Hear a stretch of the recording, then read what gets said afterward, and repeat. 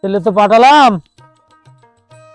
Piece 1 বিঘে উঠে piece বেচাটা ব্যাংকে থাকার জন্য গরু কিনবো। ও যে কি করবে না এখন আসলো না, ব্যাংকে দিয়ে তাড়াতাড়ি আসলে সে না কাম হইতো, কি করছে শুনবার পারতাম। আরে আমার আব্বা কত কষ্ট করে। আব্বা তোমার কাজ করা লাগবে না, আমার কাছে দাও, আমি আজকে আমি কাজ করবো, যাও তোমার কাম করা লাগবে না। কি হয়েছে রে আমার সওয়ালের?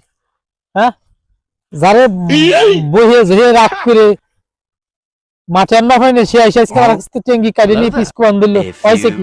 এই তোর যে 1 লাখ টাকা দিলাম ব্যাংকে থেকে আসার কথা, সেটা কি করছিস? এইটা যদি আমি এখন কই, তুমি তো আমার পাশার পর বাজি বানে। আসার পর ভাই মানে টাকা কি ব্যাংকে দিয়ে আইছিস? রসিদ দে ব্যাংকের। আব্বা ওই নিয়ে যাবার যাওয়ার ডাকাতি আমার কাছে হলো কাজে নিয়ে চলে গেছে।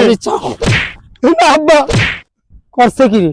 তাড়াতাড়ি বাড়ি যা, বাড়ি যা, মোটরসাইকেল খান নিয়ে থানায় যা, জিডি করে দিয়ে যা, তাড়াতাড়ি যা। আব্বা এটা কি আমার কাছে কল লাগে? আমি হুন্ডা নিয়ে গেছিলাম থানায় জিডি করে আসার সময় আসে দে হুন্ডাটাও নিয়ে গেছে। স্যার কই কি রে? হ্যাঁ কইস কি তুই? হ্যাঁ আবার যত দোষ ওই বাড়ির মহিলার, ওই মহিলার জন্য আজকে কামাইতেছে। বাড়ি আজকে যায়নি, ওর বাটাম সই করবো।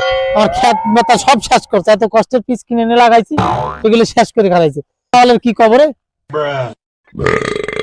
তুমি বাড়ি যাওয়ার বার করবা না, মা ওদিকে বাড়া চলে গেছে।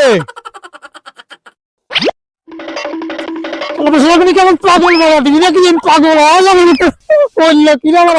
কি চালাবে না চালা পাগল। কি তুমি পাগল হয়ে গেছো? দাঁড়াও,